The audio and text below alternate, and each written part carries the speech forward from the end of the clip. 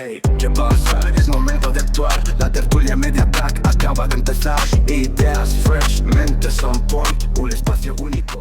Bienvenidos a Tertulia Mediatac. Hoy abrimos hilo en el estudio Mediatac con Ibai Etxezarraga. Bueno, ya un clásico, ya hemos hecho podcast en el pasado. Sí, pero bueno, este formato es tertulia, o sea que nos permite también explayarnos, abarcar desde un punto más abstracto la temática que abordemos. Nos da libertad, así que... Bueno, podemos explayarnos un poquillo más que la otra vez, que siempre estaba el temor de la máquina de humo, ¿no? Sí, tal cual. Estamos condicionados, absolutamente. Aquí no, tenemos reglas limpias, claras, así que guay. Bueno, si tú estás del otro lado, pues que sepas que Mediatac lo que hace es abrir su espacio, su estudio, abrir estos debates, estas reflexiones, y en vez de tenerlas en los bares, en los sitios, ¿no?, en las comunidades de prácticas habituales e informales que propone la ciudad, pues lo que hacemos es documentarlo justamente, sacrificando, muy posiblemente, divertimento y ocio para volvernos reflexivos y enfocar, justo el otro día hablamos con Ibai, con temas que nos preocupan, que creemos que son importantes de elevarlos a público, y además pues hace que la empresa se vuelva más dinámica en la opinión, ¿no? Y en general estos espacios. Sí, bueno, sí que es verdad que a veces echamos un poco en falta, ¿no? Pues momentos o espacios donde podemos compartir con personas que tienen intereses similares o no, ¿eh? No tiene por qué ser siempre ni el mismo interés ni el mismo punto de vista. Pero sí que es verdad que a veces esto no es fácil de encontrar y bueno, por mi parte, siempre que hay una invitación a este tipo de charlas o compartir tanto mi experiencia, mis ideas, que muchas de ellas no servirán para gran cosa, más que para que alguno eche alguna carcajada, pues bueno, siempre está bien, así que se agradece. El otro día me decía mi madre, por favor, vuelve a hacer, justamente me dice, de arquitectura con Ibai. Así, ¿eh? Me lo dijo y me lo pidió y bueno. Fíjate.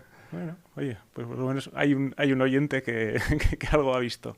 Exacto. Está bien. Claro, al final, ¿por qué lo hacemos esto?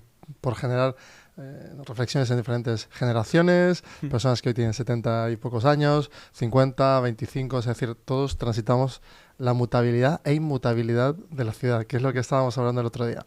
Ahora vamos a tener 40 minutos para abordarlo. ¿Cómo era esa idea de mutabilidad e inmutabilidad? Pues estábamos hablando en un sitio muy dinámico, empezamos a ver que había gente de todo tipo, ¿no?, como tribus urbanas diferentes, empezamos a notar entre ambos, oye, notamos una velocidad nueva en Bilbao y de hecho en Bilbao está viendo como un revulsivo nuevo. Sí, bueno, es una idea complicada, yo creo. Es simple, pero es complicada de explicar porque la ciudad muchas veces opera o para algunos opera de forma consciente en dos dimensiones muy, muy distintas, ¿no? Una quizás más prosaica, más funcional, más organizativa, más propia del día a día, y otra un poco más poética, quizás más difícil de captar, un poco más profunda y de muchos sustratos, ¿no?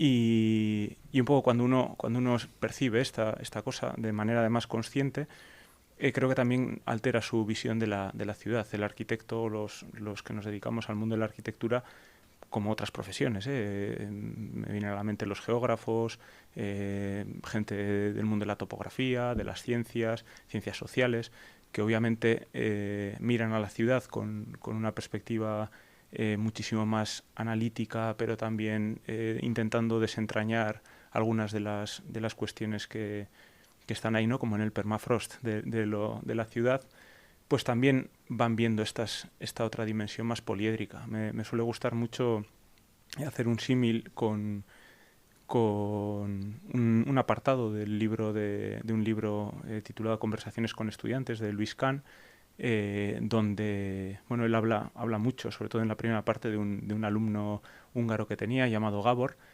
y Luis Kahn siempre decía, ¿no?, que Gábor estaba enamorado de la palabra, porque decía que tenía dos dimensiones, ¿no? Una mesurable, de uso cotidiano, es decir, aquella que nos sirve para comunicarnos y que tiene una función muy instrumental, una mesa. Cuando uno apela a la palabra mesa, obviamente, hay una dimensión muy, muy pragmática, pero luego él decía que había otra dimensión que era inconmensurable y que era, de alguna manera, ese hilo que une el origen de la propia palabra, es decir, del propio concepto, la palabra mesa, hasta el día de hoy, ¿no? Es decir, todas aquellas mesas del mundo, las imaginadas, las construidas, las proyectadas, las mencionadas, las traídas a colación en una conversación.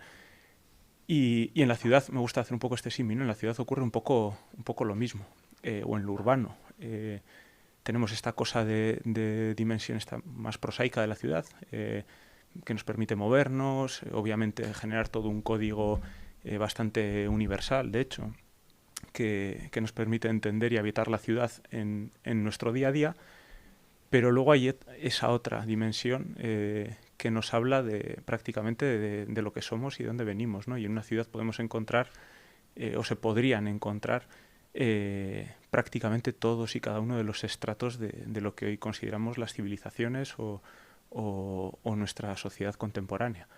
Y a veces esto lo dejamos un poco de lado, ¿no? Esa parte más intangible, quizás un poco más abrumadora, por el simple hecho de dar salida al día a día, la dejamos un poco de lado y está ahí, convive con nosotros en el día a día. Ahí es donde creo que este concepto de mutabilidad, de responder a los intangibles, de las arquitecturas o el urbanismo líquido, de flexibilizar la forma o sobrepasar incluso las estructuras físicas de la ciudad, claro, puede tener su gracia. Sí, porque el urbanismo líquido, claro, en estados, que de hecho la arquitectura depende de estados concretos para que se cree. O sea, tú estás hablando, ¿no?, de esa hibridación hacia espacios efímeros, donde eso efímero genera pues una diversidad o cimentada sobre esa diversidad, aumentaría como, ¿no?, ese coeficiente de interacción de estos elementos que son las personas dentro de la ciudad. Y entonces esa arquitectura, en función de lo efímero, empieza a generar pues un dinamismo, una mutabilidad que empieza como a abrir espacios. O sea, que esa arquitectura líquida que tú mencionas es la cantidad de velocidad que se añade a ese factor, ¿no? Sí, bueno, podría ser eso, podría ser también una cuestión más propia de los líquidos, es decir, la capacidad de adaptarse a la realidad que los circunda, ¿no? Es decir, un líquido tiende a adquirir una forma nueva cada vez que se cambia de recipiente. El contexto. Sí, entonces, bueno, sí que tenemos un poco esta necesidad, que no creo que sea solamente algo que no está apuntando en la dirección correcta, pero sí que tenemos una necesidad de que haya algo como estático en la ciudad, ¿no? Algo que nos permite habitar la ciudad cada día. ¿Pero no crees que eso es necesario también porque el propio sesgo de cada persona necesita, ¿no?, ese contexto más rígido, o venimos de una inercia en la que lo rígido hace que estemos más seguros y que esa sensación de secuenciar los espacios como, ¿no? Yo, por ejemplo, me levanto, voy de un punto A a punto B, desayuno, de punto B al C, voy a la oficina, hago un triángulo, cuando lo miro en Google Maps hago un triángulo perfecto y digo, vale, ok, ¿este es mi día a día o es mi secuencia de trabajo? Luego ya salgo de mi trabajo porque, claro, yo digo, tengo libertad. No tanto, porque al final, siendo emprendedor, hago la misma secuencia que un trabajador cuando va a una empresa. Sí, bueno, insisto, no son simplemente opiniones. Esto no hay una ciencia escrita sobre esto, pero yo entiendo que tiene mucho, primero, de prueba-error, evidentemente. Todo aquello que se va consolidando a lo largo del tiempo, vamos a aceptar que es para bien, no para mal. Entiendo que tiene mucho también de construcción de un código, estar alterando de manera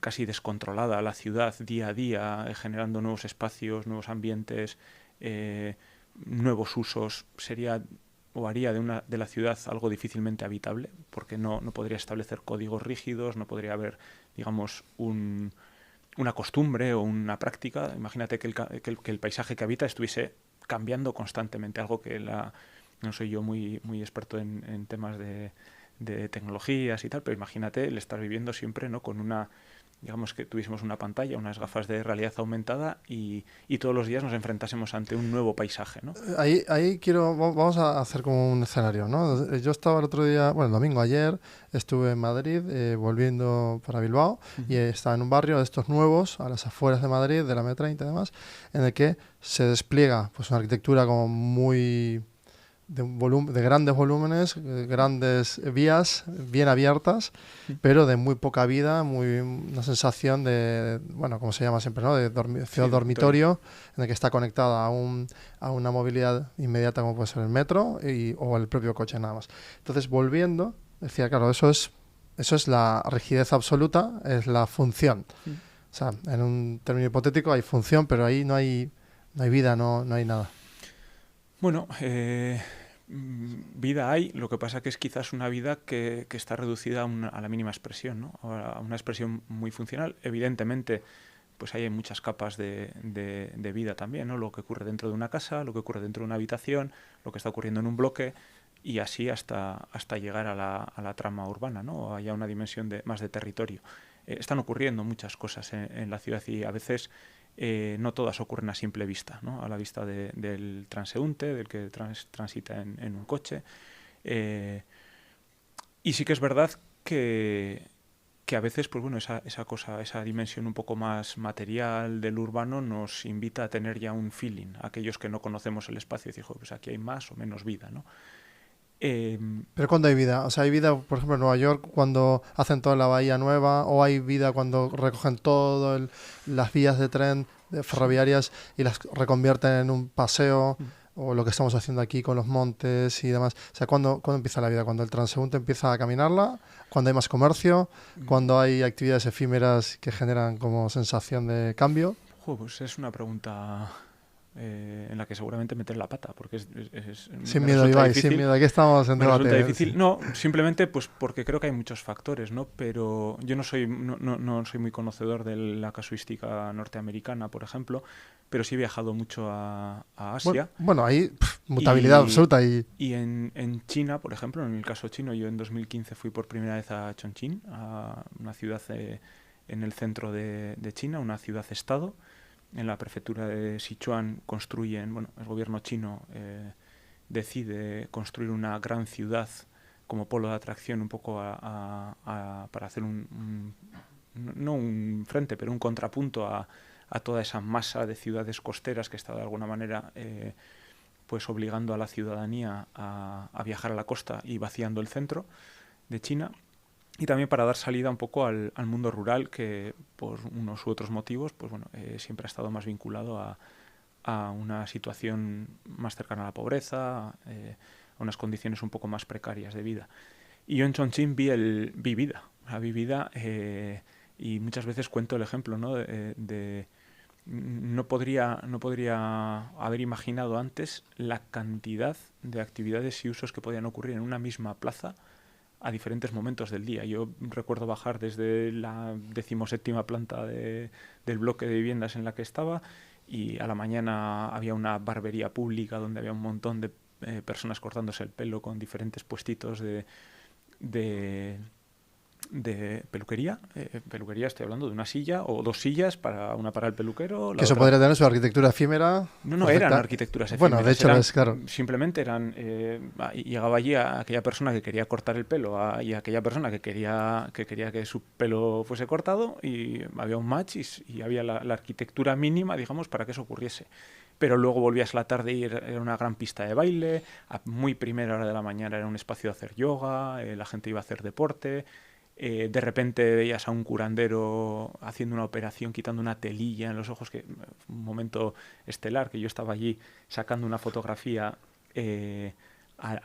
con el bisturí, cortando al milímetro ahí aquella telilla, aquel velo del ojo, y las 15 personas que estaban siguiendo la operación, hay un momento en el que me están mirando a mí todas. Tengo otra foto sacada desde una persona que me saca a mí una foto desde fuera, y yo me había convertido en la atracción de repente. Ya la atracción no era la operación. Entonces tenías eso, pero al mismo tiempo luego tenías... es el primer sitio donde vi yo un robot en la calle, en 2015. La primera vez que vi un robot fue en esa plaza. Y de repente te das cuenta de que, o por lo menos yo tuve la sensación, ¿no?, de que la vida era esa capacidad de que tiene un espacio de que ocurran cosas. Muchas veces aquí coartada por un exceso de normativa o por una especie de exceso de control de lo que puede ocurrir en esos espacios, pero allí la explosión de factores era demencial. Y todos los días era algo distinto. Entonces yo bajaba a la plaza y aquello transformó un poco mi manera de ver la plaza, ¿no? Aquí sí que es verdad que sobre todo en el mundo del euskera, en la cultura vasca, la plaza ha tenido siempre un lugar preferencial y además tiene esa dimensión de también hacer públicas las cosas. Me viene un poco a la mente Jonah Friedman, ¿no? Cuando decía recuperemos la calle como museo. Saquemos las cosas que estamos haciendo, que somos capaces de realizar, partes más creativas, artesanales o de otro tipo, y saquémoslas a la calle, ¿no? Para mostrarlas al público. Pero luego también convivimos con un exceso de normativa, con un exceso de control, lo que decíamos antes de los códigos, esto se puede hacer, esto no se puede hacer, esto funciona, esto no funciona. Y cuando descubres un lugar como el que te estoy diciendo ahora en China, ¿no? En Chongqing, además una ciudad ya de por sí... Pero en tus últimos viajes también has visto más todavía de esto. Sí. ¿El de este año? Sí, has bueno, visto? el de este año, bueno, es casi el contrapunto de todo Por eso, esto, por ¿no? eso. En Afganistán, pero también opera en cierto modo esta lógica y fíjate, lo voy a decir con grandes comillas, de libertad en el espacio público. Libertad en el sentido de, bueno, si tú tienes ese mínimo común denominador para salir a la calle, mostrar, vender, charlar, simplemente el acto de sacar una silla a la Sí, calle eso yo lo y veo mucho hablar en Buenos con... Aires, que se apropia más el espacio público, como lo dices tú, ¿no? Como sucede en los pueblos también, que se sacan las sillas a la calle, la gente se genera sus tertulias Sí, como esta, sí. a las 6 de la tarde cuando baja el sol, por ejemplo. Son pequeñas actividades y yo es lo que diría, o es lo que calificaría como vida, ¿no? Como esa capacidad o posibilidad que el espacio urbano, ¿no? de la que podemos dotar el espacio urbano, ¿no? Con actividades de todo tipo, usos de todo tipo y sobre todo como contenedor de vivencias de las personas que habitan, ¿no? A veces, insisto, demasiado controladas, fragmentadas, compartimentadas en las ciudades que nos rodean. En esta nueva diversidad, ¿no? En la que estamos como empezando a convivir en Bilbao, esta nueva velocidad en la que las ciudades se tensan y se destensan, que parece ser que ahora es como la palabra, ¿no? Uh-huh. Tensión a nivel turístico, tensión a nivel de gentrificación, tensión en la urbe por uso indebido y por uso debido. Uh-huh. Ahora la cuestión es, el debido se queda como en la función y no queda ese abstracto, más quizás como esa impresión más cosmopolita, porque está como muy reglado a ese sesgo de aquí, muy de aquí, de que las cosas sean de una forma que la hemos entendido desde aquí. Claro, tú te vas ahora a Madrid o a Buenos Aires o a Nueva York o a París y las actividades a pie de calle pues son mucho más diversas en cómo lo presentan, en cómo lo definen. Porque claro, imagínate, por ejemplo, me lanzo, imagínate, hablamos con el ayuntamiento y decimos, oye, vamos a hacer unos hinchables que sean como hinchables, que tú haces el servicio de hincharlo y deshincharlo y llevarte el equipamiento, pones un seguridad para cubrirlo y todos los días esos hinchables son pues ferias diferentes y convocando a diferentes personas en diferentes puntos de la ciudad. Y automáticamente entramos en esa dinámica, ¿no? Sí. De crear ese espacio. Volvemos a lo mismo. Aquí todo pasa por el filtro de lo que está permitido y lo que no está permitido.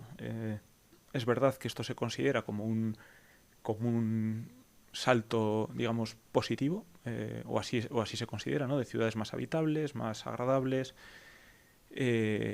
Insisto, equivocándome seguramente de pleno, no soy muy partidario de esa lógica. Porque he visto otro mundo. Es verdad que luego pues bueno, hay problemas de salubridad, de habitabilidad, o por lo menos otra forma de entender la salubridad, la habitabilidad en lugares en los que he estado, pero sí que hay algo, o se percibe algo. También es verdad que mis estancias en estos lugares son relativamente cortas. Habría que ver qué ocurre si vives 15 años o si vives 12 años en un lugar ciertamente caótico. Pero creo que esta especie de lógica caótica que a veces se entiende también como algo negativo o intrínsecamente negativo, yo creo que no tiene por qué serlo, ¿no? Y insisto, apelo a esta ciudad a la que hablaba Jonah Friedman, de un poco la ciudad medieval, ¿no? Donde la gente salía a la calle a mostrar aquello que había hecho, que había creado. Los museos no eran una realidad como conocemos hoy y bueno, entiendo que ahí hay más diversidad, hay, por qué no decirlo, un poco más de felicidad y también hay o se abre un abanico de posibilidades que en las ciudades, por ejemplo, de nuestro entorno, pues uno no puede encontrar. Y además, dentro de estos marcos normativos o de estos marcos quizás más prácticos, pues también la capacidad que tenemos simplemente por lo que vemos de imaginar, de inventar cosas nuevas, pues también se va reduciendo a veces, ¿no? Y tenemos que salir fuera, ver y descubrir otras cosas y luego adaptarlas. Pues a un nuestra ejercicio realidad. natural, lógico y, vamos, se cura viajando básicamente, ¿no? Sí, sí. Lo que pasa que, bueno, como decía Rem Koolhaas, ¿no? Decía que el arqueólogo del siglo XXI ya no necesita un pico y una pala, necesita billetes de avión. Literal. Y bueno, y un poco cuestionable igual esa afirmación con todo este tema del medio ambiente y demás, pero bueno, sí que es verdad que el Bueno, viajar, Google Maps. ver y descubrir te invita también a reflexionar sobre lo que tienes y sobre todo sobre este modelo de si esto verdaderamente es mejor a todos los efectos, ¿no? Claro, y luego también hay un entramado una red que se puede crear con otras ciudades, porque claro, hoy tenemos la tecnología también para, yo que sé, desplegar 200 cámaras 360 grados en diferentes puntos, protegidas para que nadie las rompa, y cualquier persona puede estar en un sitio, en un cubo, en cualquier sitio de la ciudad, conectando con otro trozo de otra ciudad y jugar a esa mesh, ¿no? Como más... Es decir, la cantidad de proyectos que se podrían hacer con la tecnología que tenemos hoy, esa arquitectura efímera que también dices y propones, y teniendo en cuenta esta nueva corriente de gente que está empezando a inundar básicamente las calles, claro. Sí, yo soy muy fan del aquí y ahora. Es decir, soy muy fan de ver los lugares en primera persona y habitar los lugares en primera persona o intentar hacerlo por lo menos. Es decir, cuando viajo no solo preparo el viaje con bastante antelación, sino que además me gusta un poco mezclarme en la medida de lo posible con el lugar que visito. Y creo que además esa experiencia por ahora es inigualable. O sea, no tenemos nada que permita que ese contacto cara a cara y ese estar y vivir un lugar al 100%, no creo que hayamos conseguido todavía replicarlo. Seguramente llegará. Lo cual no quita para que efectivamente se puedan establecer vínculos y de alguna manera también implementar espacios o desarrollar espacios donde la implementación tecnológica pues viaje a la velocidad de la ciudad o la ciudad viaje a la velocidad de la tecnología. Ahí tenemos tres velocidades. El urbanismo normativo, que va a una velocidad. Tenemos la gente que lo va habitando y va cambiando la velocidad, porque en los últimos años ha cambiado la velocidad a nivel personas y cantidad. Y luego ya tienes el otro, que es la de implementar esa tecnología a otra velocidad que va mucho más rápido y que se nos escapa un poco. Sí, incluso. te decía esto porque, por ejemplo, muchas veces pensamos, ¿no? Joder, me gustaría estar viendo... pues yo qué sé, o estar aquí y ahora, ¿no? en Bilbo, por ejemplo, y estar viendo o estar viviendo, aunque fuese de manera virtual, pues yo qué sé, Kuala Lumpur. ¿Por qué no? Sí, ¿por qué no? Yo pienso más en este tipo de aplicaciones, no tanto en aquel que quiere ir a otro lugar o aquel que quiere venir a este lugar, sino en el propio ciudadano también, ¿no? Es decir, ¿qué posibilidades le damos a una ciudadana o un ciudadano de Bilbao a día de hoy para que pueda explorar y experimentar la ciudad en toda esta triga fría de la que hablábamos antes, ¿no? ¿Qué posibilidad le estamos dando? Yo, por ejemplo, cuando me aproximo a la ciudad suelo hablar mucho de 3 niveles de ciudad, ¿no? La ciudad imaginada, la ciudad habitada y la ciudad interpretada. Posiblemente habría que matizar los nombres, pero la ciudad imaginada es la visualización consciente del ideal deseado. La ciudad interpretada es la memoria subyacente en la ciudad construida. Y la ciudad habitada es, digamos, que aquella de uso cotidiano, es aquella ciudad en presente, real, matérica, donde hacemos nuestras cosas del día a día. ¿Cuántos espacios hay en la ciudad de Bilbao que nos permitan viajar a las ciudades imaginadas o las ciudades interpretadas? Es decir, a la memoria subyacente en Bilbao y al potencial imaginativo que ofrece la ciudad de Bilbao. Claro. Pues muy pocos. O yo creo que muy pocos. ¿Y no crees que estamos un poco presos también de esa memoria y quizás no abrimos paso a lo nuevo también. También es verdad, pero bueno, yo la memoria no la entiendo como un ejercicio de nostalgia. Mira, buena definición. También Koolhaas habla, y vuelvo a citar al mismo, otra vez, vaya desastre, pero hablaba de que muchas veces la nostalgia nos impide ver un futuro emergente, ¿no? Claro.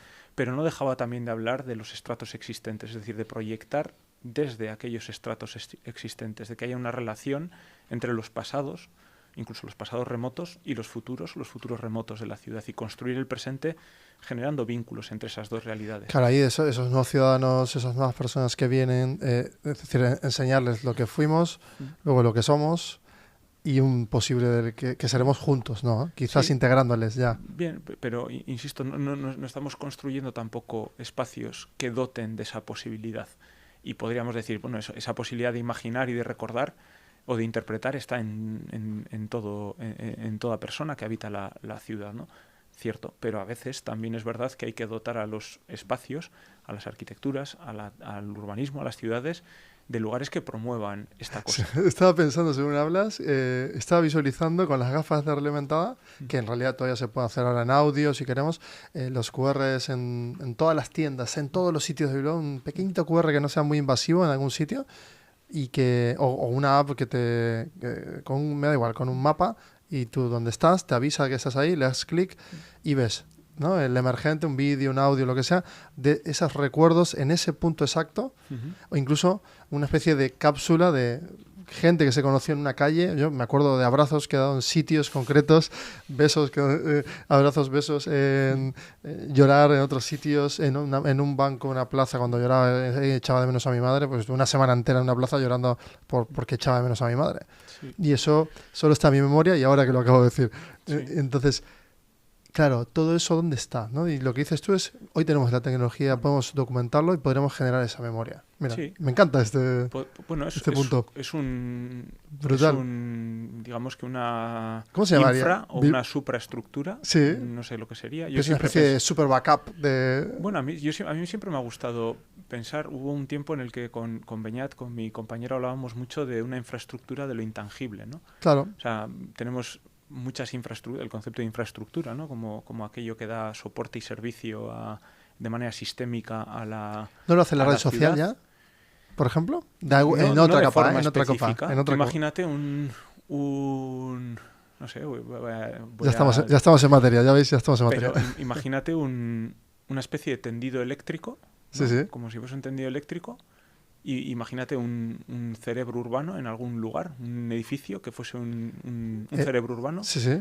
y que los ciudadanos, por ejemplo, pudiesen estar mandando un input creativo ya sea atrás sí, sí. o adelante a través de esa red.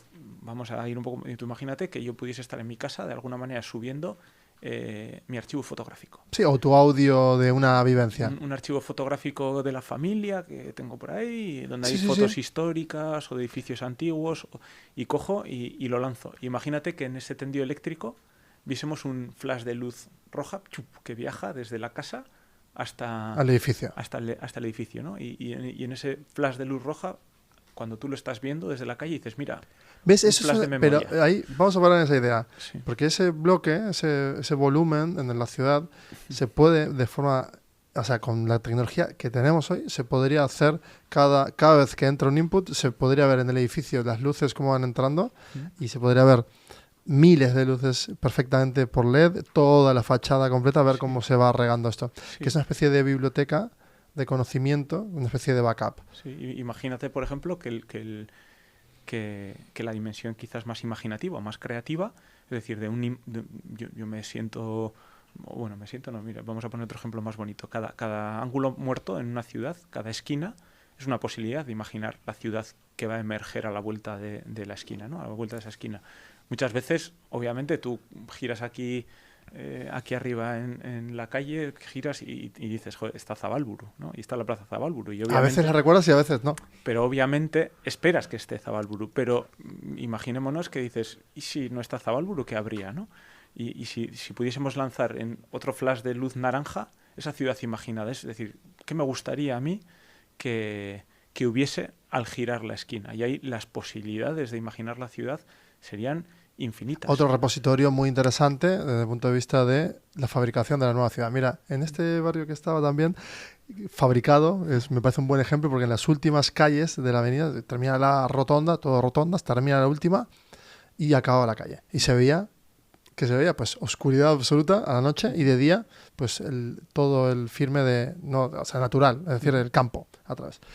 Claro, y ahí dices, o sea, ¿cómo? Ahí es cuando ves realmente que lo que estamos racionalizando y creando como urbano, en realidad simplemente es ganarle, como cuando ganamos terreno al agua, al mar, le estamos ganando un terreno de lo natural a lo no natural, entre comillas, que es la ciudad.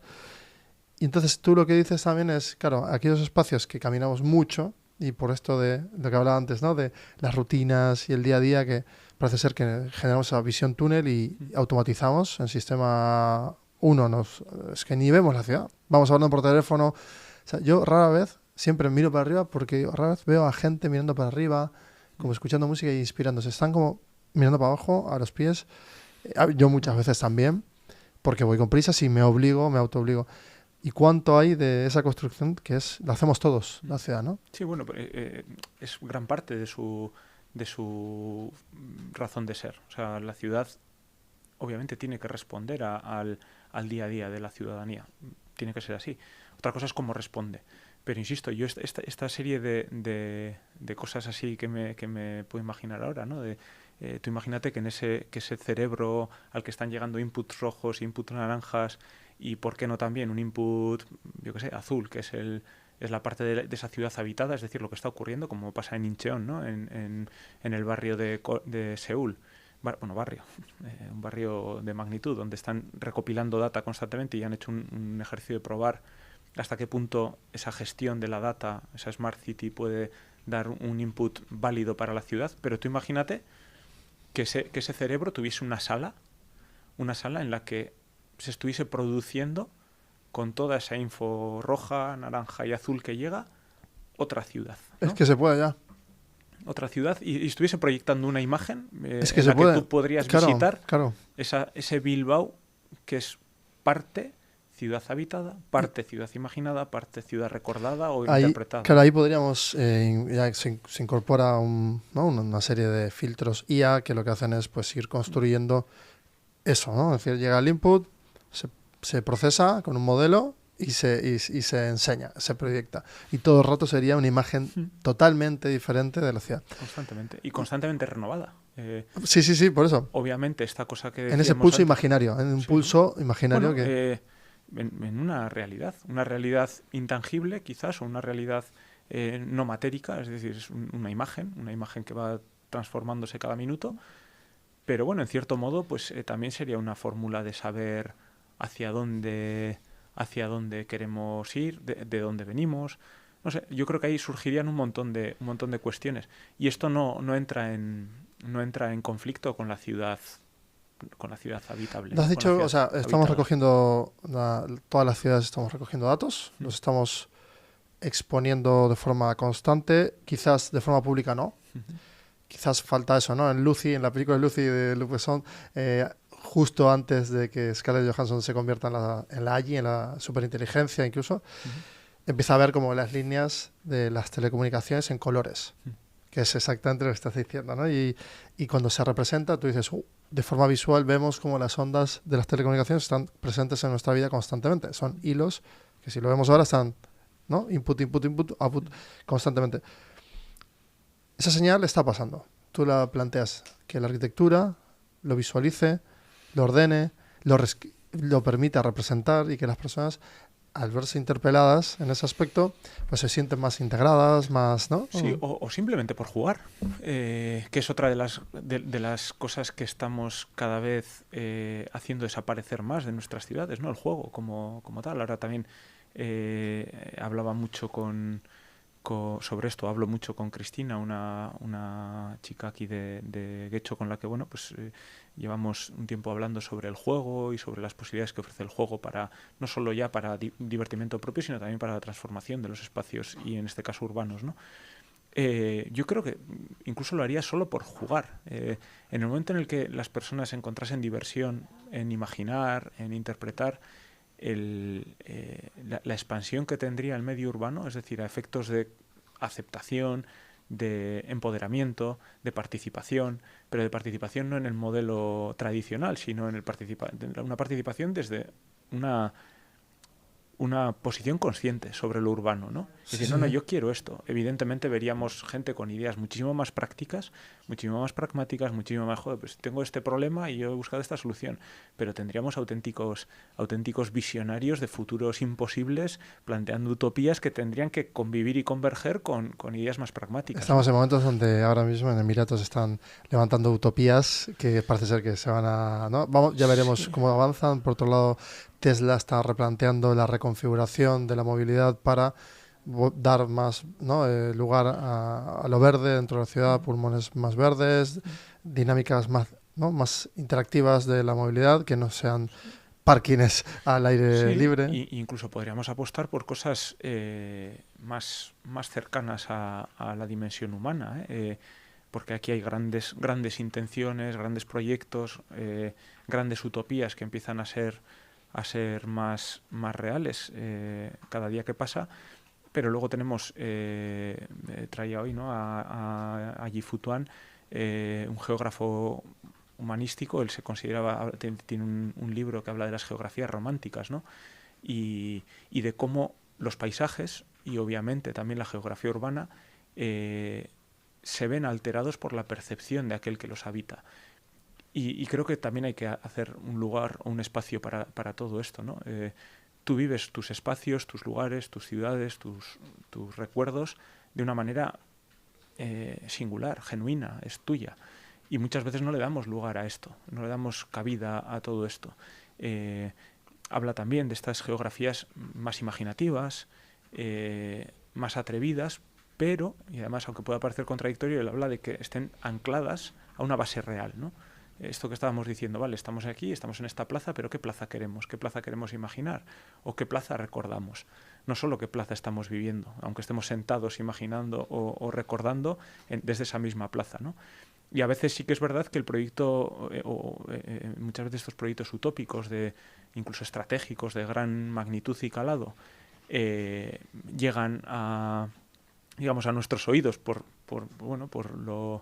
lo espectaculares que pueden llegar a ser, pero esta cosa de dotar a las ciudades de espacios donde cada uno de los que habitan ese lugar puedan llegar a esta máxima expresión del urbano, si quieren, del recuerdo y del futuro desde un lugar real, me parece también verdaderamente interesante, ¿no? Se me abre un melón también claro, hemos dicho realidad aumentada, claro, los espacios grises, es decir, quizás queremos que todo va al hipercolor, en lo físico, a efectos neón en todos lados, esa visión de futurista que en realidad quizás es todo lo contrario, es absolutamente gris, y le damos el color y la forma y la configuramos y la subjetivamos con la tecnología. Entonces, yo tengo la sensación, y otro día hablaba el fin de semana también, sobre la posibilidad de que las ciudades, que se abran nuevas ciudades enteras, rediseñadas desde cero, cuando exista el merge de la singularidad, y digamos, a ver, tenemos IA, robótica, todo alineado, IoT, ¿no? O sea, oye, ¿por qué no hacemos una ciudad pequeña? Demostramos ahora que ya está todo comoditizado, soltamos 1000 bots, 1000 drones todo el rato, que todo se autocargue, y ahí sí modelizamos esa ciudad, y con AR pues le hacemos todo volúmenes grises, módulos que se van reconfigurando y tú los ves, y me imagino ese juego que dices tú de entrar a una oficina en una coordenada, pero como no tengo que llevar nada más que esto y hablar con mi interfaz, me puedo mover a otro sitio donde la oficina va cambiando de lugar porque me hace caminar así, ¿no? Y va gamificando toda la ciudad. Sí, a ver, hombre, futuros. Desde luego, como experimento sería incontestable.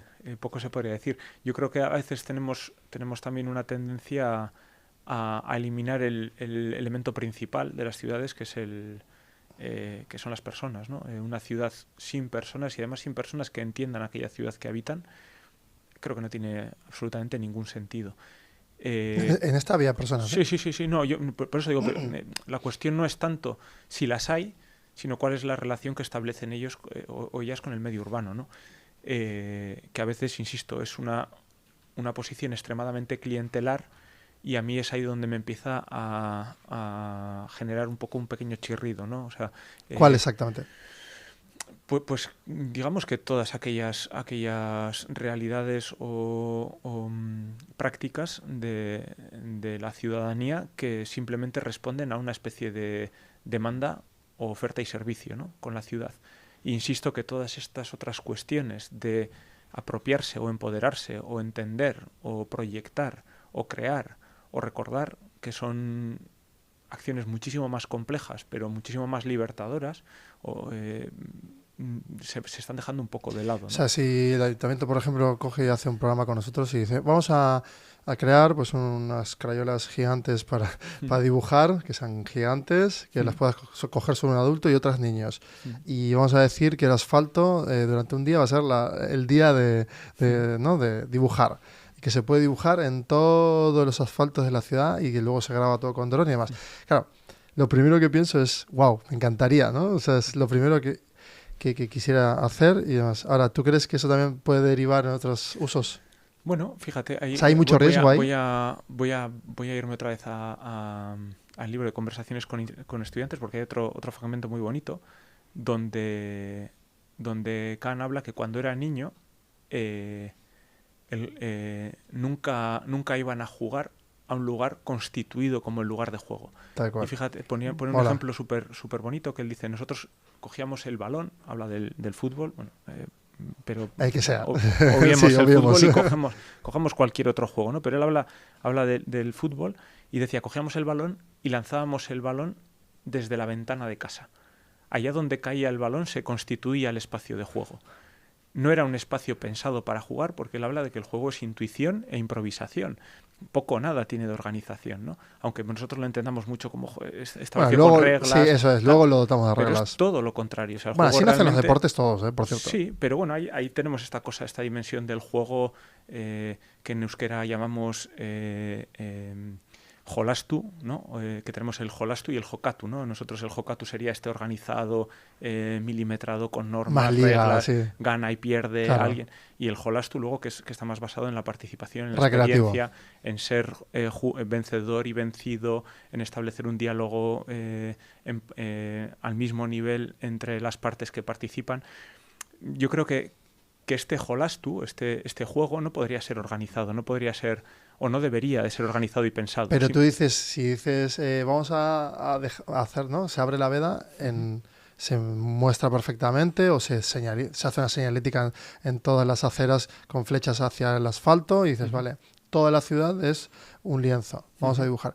Ahí no hay regla, simplemente lo que hay es una condición para proteger, pero el resto es juego. Sí, evidentemente habría una premisa. Eso es una premisa única, eso es.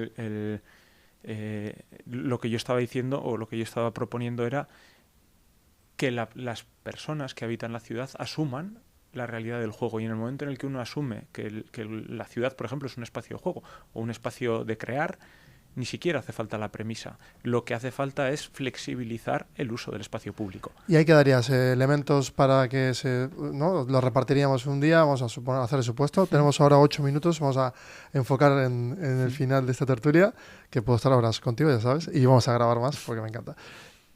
¿Cómo sería esto? O sea, sin la premisa inicial, ¿cómo lo ves? ¿Qué les damos a los ciudadanos para disfrutar esto? Bueno, aquí voy a apelar a creo que hace falta cultura y educación arquitectónica, no la arquitectura entendida como profesión, sino como oficio. Debemos de enseñar y aprender qué es una ciudad, o aprender y enseñar qué es una ciudad.